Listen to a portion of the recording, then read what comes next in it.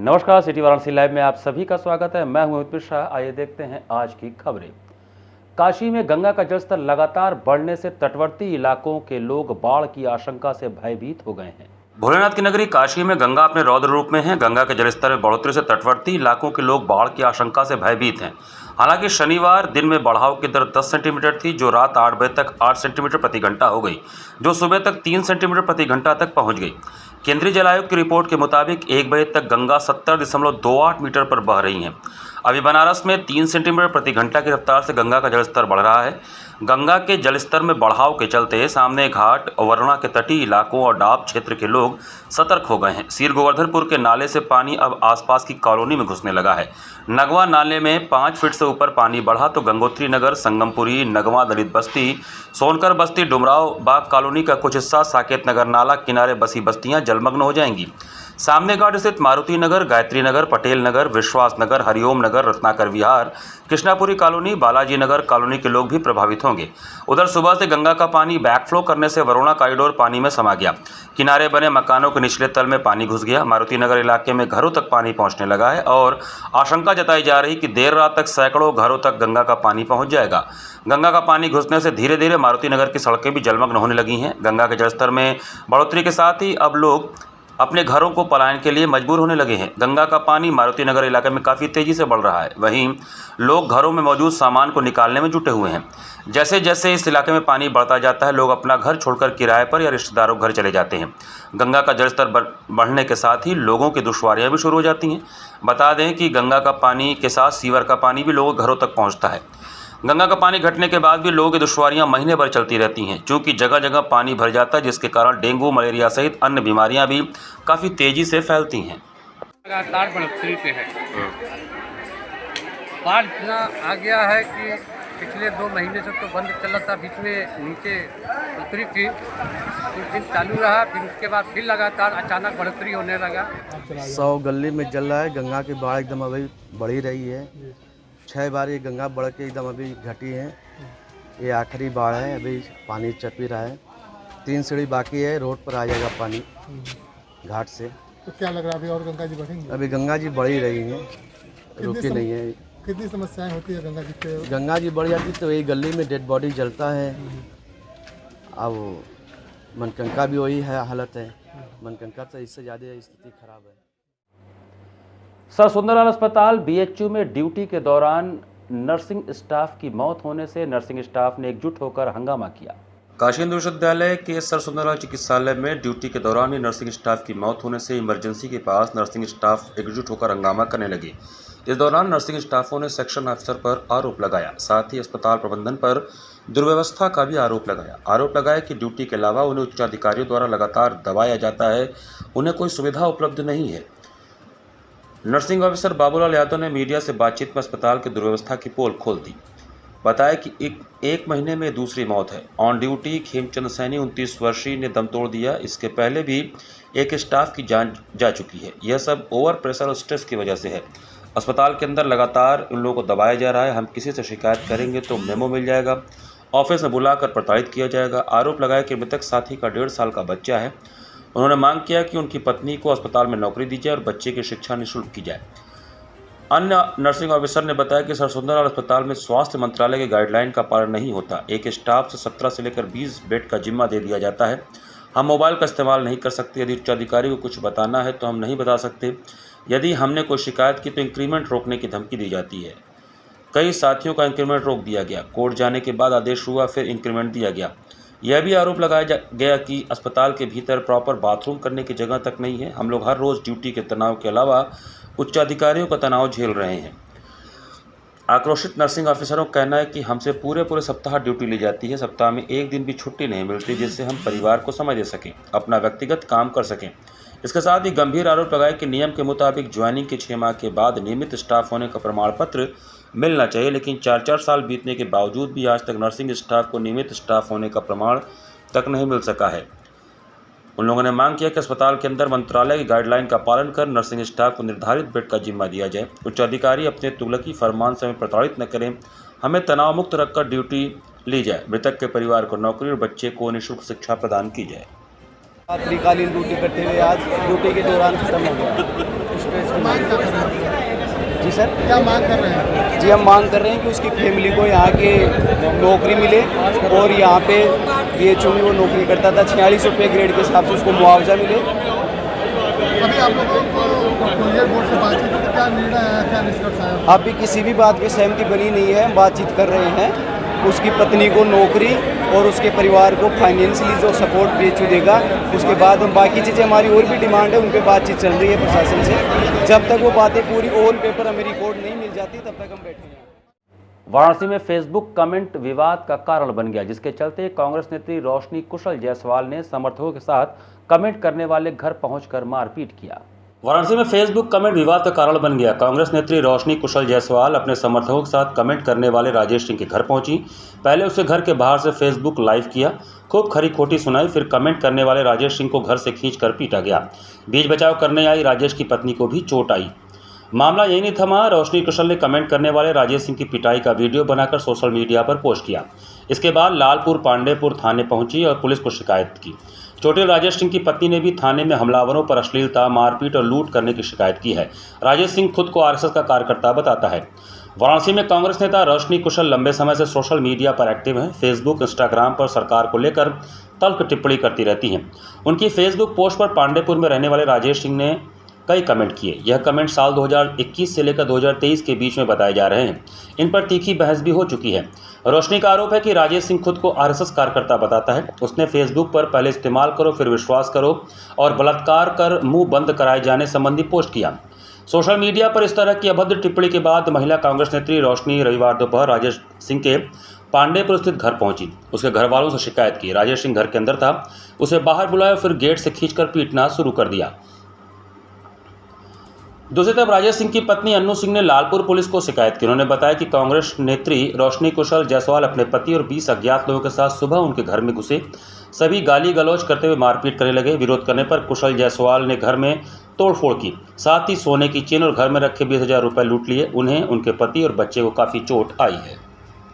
पिछले 4 साल से सैफरॉन राजेश सिंह नाम का व्यक्ति मेरे नाम को बदनाम करने के लिए अभद्र टिप्पणियां कर रहा था अपने फेसबुक पेज पे, जिस पे उसके 5,000 फ्रेंड्स हैं। लगातार शॉर्ट फॉर्म में रोकूजा लिख के मेरे बारे में, मेरे पति के बारे में, मेरे पिताजी के बारे में, मेरे घर वालों के बारे में अभद्र टिप्पणियां कर रहा था। लेकिन पिछले 2 दिन पहले उसने मेरा नाम पूरा लिख के रोशनी कुशल जायसवाल को प्रेग्नेंट करना पड़ेगा, उसके साथ बलात्कार करना पड़ेगा, तब जाके उसका मुंह बंद होगा। मेरा मुंह बंद करने के लिए उसने मुझे प्रेग्नेंट करने की धमकी दी, जिसके खिलाफ मैंने DM और कमिश्नर सर के खिलाफ के ऑफिस में एप्लीकेशन लिखा और आज अपने बहनों के साथ, अपनी चाची मामी के साथ, अपने भाइयों के साथ उसके घर पे पहुंच के उसकी माँ, उसकी बेटी जो कि 16 साल की बेटी है, उसको बताने पहुंची कि उसका बाप, उसका पति किस तरह से दूसरी महिलाओं के साथ बलात्कार करने की धमकी दे रहा है। मैं अकेले घर से बाहर निकलती हूँ अपने बेटे को स्कूल छोड़ने के लिए, उसे ट्यूशन छोड़ने के लिए। मुझे अकेला पाकर वो कभी भी मेरा बलात्कार कर सकता है। मेरा बलात्कार होने के बाद, जैसे RGकर मेडिकल कॉलेज की महिला के साथ बलात्कार होने के बाद लोग उसके सपोर्ट में मोमबत्ती लेकर बाहर निकल रहे थे सपोर्ट के लिए, मैं नहीं चाहती कि मेरा बलात्कार या किसी भी महिला या किसी भी बेटी का बलात्कार होने के बाद लोग फिर से RGकर मेडिकल कॉलेज की तरह, निर्भया कांड की तरह मोमबत्ती लेके निकलें। अगर बलात्कारी ऐसा है, सैफरॉन राजेश सिंह जैसा है, और उसका घर मुझे पता है जो मेरे ही शहर बाबा विश्वनाथ की नगरी काशी में रहता है, तो मुझे उसके घर पे जाके उसकी बीवी, उसकी बेटी, उसकी माँ को ज़रूर बताना चाहिए कि वो क्या है। तो मैं उसके घर गई और उसके घर पे उसकी माँ, बहन, बेटी को जब मैं बताने लगी तो उन लोगों ने अपने घर के बाहर कुर्सियाँ फेंकी, हम लोगों के साथ हाथापाई करने की कोशिश की, जिसके खिलाफ अभी हम लोग थाना लालपुर पांडेपुर पे आके मुकदमा दर्ज करवा रहे हैं। और मैं आप सभी से रिक्वेस्ट करना चाहती हूँ कि सोशल मीडिया प्लेटफॉर्म पर अगर कोई भी इंसान आपको इस तरह से बलात्कार करने की धमकी दे रहा है और अगर आपको पता है कि उसका नाम और उसका पता क्या है, चुप मत बैठिए। मैं हर उस महिला के सपोर्ट में आज आवाज़ उठा रही हूँ जो इन जैसे बलात्कारियों के चपेट में आ जाती है। 17 सितंबर से शुरू हो रही विश्व प्रसिद्ध रामनगर की रामलीला की तैयारियां अपने अंतिम चरण में पहुंच गई हैं। 17 सितंबर से शुरू हो रही विश्व प्रसिद्ध रामनगर की रामलीला की तैयारियां अपने अंतिम चरण में पहुंच गई हैं। इस ऐतिहासिक आयोजन के लिए रामनगर को राममय कर दिया गया है और रंग रोगन आदि का कार्य अंतिम स्तर पर है। रामलीला स्थलों पर सजावट और तैयारियों में जुटे आयोजक अब मुख्य किरदारों के प्रशिक्षण को अंतिम रूप दे रहे हैं। रामचरितमानस के बालकांड के 175वें दोहों का पाठ भी अंतिम चरण में है। सभी को अनंत चतुर्दशी की शाम का बेसब्री से इंतजार है। रामनगर के रामलीला की खासियत यह है कि इसमें आधुनिक प्रचार प्रसार और तकनीक का कोई स्थान नहीं है। पूरा आयोजन 30 दिनों तक चलता है और 5 किलोमीटर क्षेत्र में फैला होता है, जहां हजारों लोग प्रतिदिन जुटते हैं। यहाँ न बिजली का उपयोग होता है, न ही माइक और लाउड स्पीकर का। कुंवर अनंत नारायण सिंह की शाही सवारी के लिए बागंबरी बग्घी की मरम्मत की जा रही है और पालकी, सिंहासन, मुकुट और आभूषणों को नए रूप में सजाया जा रहा है। रामनगर के रामलीला स्थानीय चाय, पान, लस्सी, चाट के दुकानदारों के लिए एक महोत्सव जैसा होता है और वे भी अपने दुकानों को सजाने में व्यस्त हैं। जो 17 सितंबर से रामलीला शुरू होने वाली है, उसी की तैयारी में हम लोग 1 महीना लगातार काम करते हैं। तो ये स्वेच्छा से करते हैं कि आपको कुछ पैसा भी मिलता है? हाँ, पैसा हमारा ठीका है। ठीका है। हाँ। तो सिर्फ यहीं पे है कि और भी जगह जैसे रामलीला स्थल है वहाँ सब जगह? नहीं, 5 किलोमीटर के रामलीला स्थल में घूम घूम के काम करना होता है। अच्छा है। हाँ, अब जैसे आज यहाँ कर लिए, कल रामबाग पोखरा पर जाएंगे जहाँ रावण जन्म होगा, फिर तारकाबाद, फिर फुलवारी, धनुष, इसी तरह से हम लोग नकटैया, भरत मिलाप, विजयादशमी सब करते चले जाएंगे आखिरी तक, राजगद्दी तक। कुल कितने की ठीका है आपकी? हमारा ठीका 35,000 रुपये का है। 35,000 रुपये। तो आप अकेले काम करते हैं? नहीं, हमारे साथ 2 हेल्पर हैं। यहाँ पर वक्त चला छोटे से ब्रेक का। बने रहिए सिटी वाराणसी लाइव के साथ। वाराणसी लाइव, सच के साथ।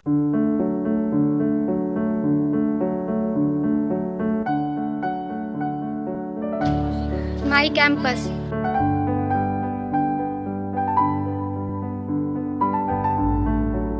माई classroom,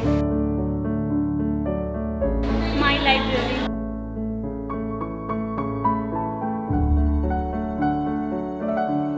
my lab, my computer lab,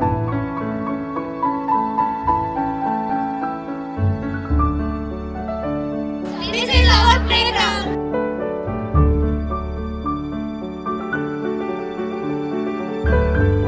This is our college and we create our future over here. Mahatma Gandhi Kashi विद्यापीठ से संबंधित आचार्य सीताराम चतुर्वेदी महिला महाविद्यालय, डुमरी, रामनगर, वाराणसी, बीकॉम एवं बीएससी की छात्राओं के लिए। वाराणसी लाइव, सच के साथ।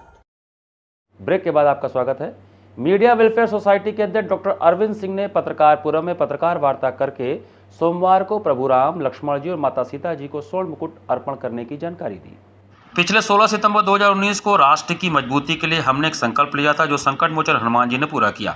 इस बार राष्ट्र को फिर से बचे हुए शेष कार्यों को पूरा करने के निमित्त हमने एक संकल्प लिया था, जिसे राम जी ने पूरा किया। इसी संकल्प के माध्यम से कल 16 सितंबर सोमवार को फिर हनुमान जी की प्रेरणा से राम, लक्ष्मण और जानकी जी को स्वर्ण मुकुट अर्पण करने जा रहा हूँ। यह बातें मीडिया वेलफेयर सोसाइटी के अध्यक्ष डॉक्टर अरविंद सिंह ने पत्रकारपुरम में आयोजित पत्रकार वार्ता में कही।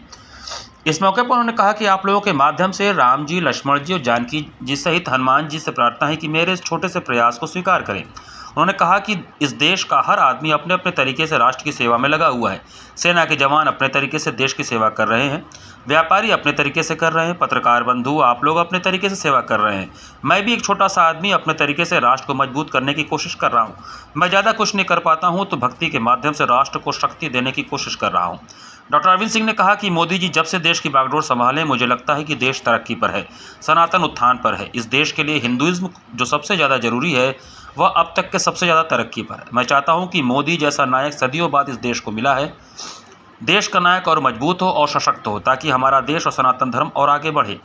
एक प्रश्न के उत्तर में उन्होंने कहा कि स्वर्ण मुकुट अर्पण के पीछे न तो मेरी कोई राजनीतिक महत्वाकांक्षा है और न कोई राजनीतिक स्वार्थ और न ही कोई लालच या मंशा है। हाँ, एक लालच जरूर है कि हमारा राष्ट्र मजबूत हो, हमारी अर्थव्यवस्था मजबूत हो, देश खुशहाली के रास्ते पर आगे बढ़े, हमारे सनातन धर्म में आने वाली बाधाएं दूर हों, सेकुलर के नाम पर देश में तुष्टीकरण बंद हो।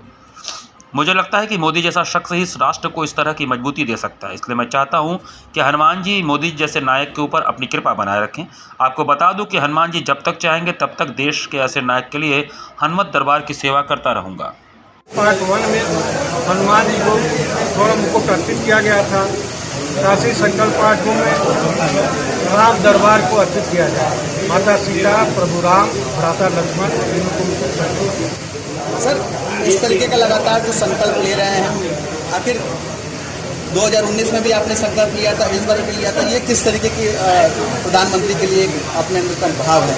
देखिए, राष्ट्र के प्रति समर्पण सबसे बड़ी चीज है और राष्ट्र के लिए आप भी काम कर रहे हैं। आप पत्रकारिता के माध्यम से सेवा कर रहे हैं, प्रबल शक्ति प्रदान कर रहे हैं। व्यापारी है, वो अपने व्यापार के माध्यम से करता है, डॉक्टर अपनी सेवा से कर रहा है। इस तरह मैं भक्ति के माध्यम से राष्ट्र को सशक्त बनाने का एक प्रयास है। सर, 2019 में आप लगभग 1 किलो के ऊपर का सोने का मुकुट आपने अर्पित किया था। इस बार वो कितना होगा और कीमत कितनी होगी? देखिए, जितना प्रभु की मर्जी उतना वजन उनको देना है। मेरा सिर्फ संकल्प था और जो भी मूल्य होगा दिया जाएगा। हाँ, ये बता सकते हैं कि करीब 6 कारीगर लगातार 90 दिन तक काम करके मुकुट को बनाए हैं और वो सब कारीगर जो है काशी के हैं। श्री राम तारक आंध आश्रम में श्री गणेश महोत्सव के 9वें दिन अष्टोत्र सहस्त्र नाम के साथ मोडकम हवन का आयोजन किया गया।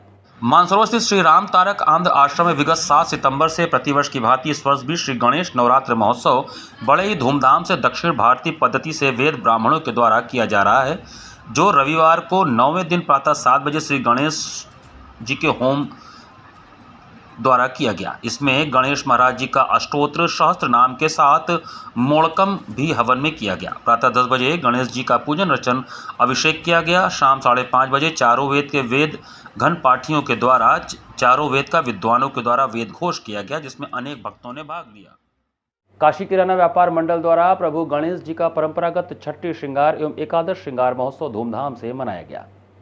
किराना व्यवसायियों के काशी किराना व्यापार मंडल के तत्वावधान में गणेशोत्सव समारोह के शुभ अवसर पर प्रत्येक वर्ष भादो सुदी एकादशी के दिन कई दशकों से लोटिया स्थित श्री बड़ा गणेश जी महाराज का किया जाने वाला परंपरागत छठी श्रृंगार एवं एकादश श्रृंगार महोत्सव आज शनिवार को लोटिया स्थित श्री बड़ा गणेश मंदिर में देर रात्रि तक समारोह पूर्वक संपन्न हुआ। श्रृंगार महोत्सव में विघ्नहर्ता प्रथम पूज्य भगवान श्री गणेश जी महाराज का विधि विधान से पूजन के साथ माला फूल एवं मेवा के आकर्षक माला से श्रृंगार कर सैकड़ों थाली में 56 भोग व फल फूल अर्पित किया गया। इस अवसर पर मंदिर को विद्युत झालर, माला फूल व रंगीन गुब्बारों से सुसज्जित आकर्षक गुब्बारा द्वार बनाया गया था। इस अवसर पर गोला दीनानाथ किराना मार्केट के व्यापार भवन से शहनाई वादन व ढोल नगाड़ा के साथ बधावा जुलूस शोभा यात्रा सैकड़ों व्यापारियों व क्षेत्रीय नागरिकों के साथ जालपा देवी व कबीर चौराहा रोड होते हुए बड़ा गणेश मंदिर पहुंचा। मंदिर परिसर में आयोजित सांस्कृतिक कार्यक्रम का आयोजन चल रहा था, जहां भजन गायक अनूप कुमार जागरण एवं उनके सहयोगियों ने अपने भजनों से उपस्थित सैकड़ों नर नारी भक्तगणों को आत्मनिर्भर कर दिया। इस अवसर पर दर्शनार्थियों में प्रसाद के रूप में मिष्ठान, चना की घुगनी एवं हलवा वितरित किया गया। समस्त धार्मिक कार्यक्रमों में काशी किराना व्यापार मंडल के अध्यक्ष दुर्गा प्रसाद गुप्त, महामंत्री संजय केसरी, कोषाध्यक्ष कैलाश केसरी, अनिल बरनवाल, विजय केसरी, रविंद्र केसरी, प्रकाश जायसवाल, टिंकू अरोड़ा, आनंद केसरी, संजीव कुमार गुप्त, अनिल केसरी इत्यादि सैकड़ों व्यापारियों व क्षेत्रीय भक्तगणों की उपस्थिति रही। इसी के साथ सिटी वाराणसी लाइव का ये संस्करण हमें समाप्त करते हैं। मुझे दीजिए आज्ञा। नमस्कार।